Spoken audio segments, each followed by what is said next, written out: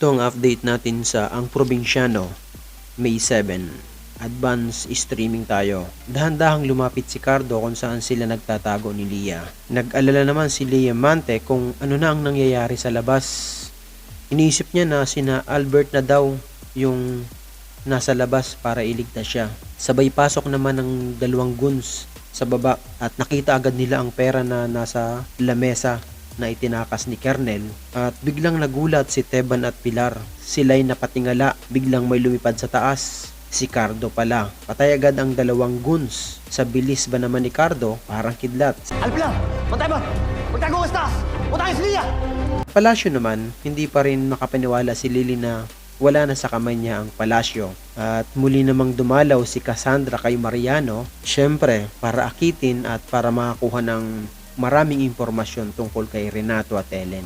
At gigil na gigil naman si Mariano sa mga ginagawa ni Cassandra. Samantala nag-uusap sina General at si Salonga. Sinabi ni Salonga na imbis daw na isipin ni President ang nakakarami, si Madam Lily pa ang nasusunod at naging kahinaan niya si Lily. Kasalukuyan pa rin ang labanan ni Cardo at mga armadong tao. Agad naman sinabihan ni Cardo si Mang Teban at Aling Pilar na magtago sa taas at samahan si Lia at mainit ang labanan. Napakaraming kalaban ni Cardo. Sinabi ni Teban kay Lia, "Di ba pulis kayo?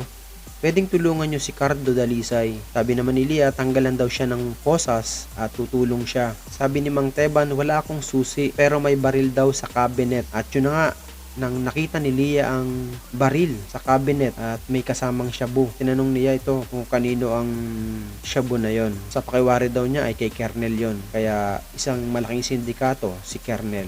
At yun na nga, tumulong na si Lia kay Cardo para patumbahin ng lahat ng mga kalaban. Nagsanib pwersa na sila at nakikita nyo na parang hindi sila magkaaway. Samantalang on the way na ang Black Ops patungo sa lokasyon ni Cardo Dalisay. Lahat ng Black Ops pati si Albert ay gigil na mapatay si Cardo. Balik tayo kina Cardo at Lia. Sa wakas na patumba na nila lahat ang kalaban na bigla na lang tunutukan si Cardo ni Lia na sumuko na daw ito at naaresto siya. Sabi ni Cardo, kung talagang matapang ka, iputok mo. At kahit na anong mangyari daw, hindi siya susuko. At ipunutok nga ni Lia, ngunit wala ng bala. Swerte at wala ng bala. Mabilis na inagaw agad ni Cardo ang baril. At pintukan niya na si Lia din. Si Aling Pilar naman ay umiiyak na huwag daw magpatayan. At sa pagkakataong ito, gusto namang dating ng mga Black Ops. Yan kaprobinsyano ang kaganapan sa May 7 update. At pasubscribe naman kaprobinsyano. At hit na rin yung bell para lagi kayong updated sa advanced streaming na Ang Probinsyano. Salamat at lagi kayong mag-ingat. God bless.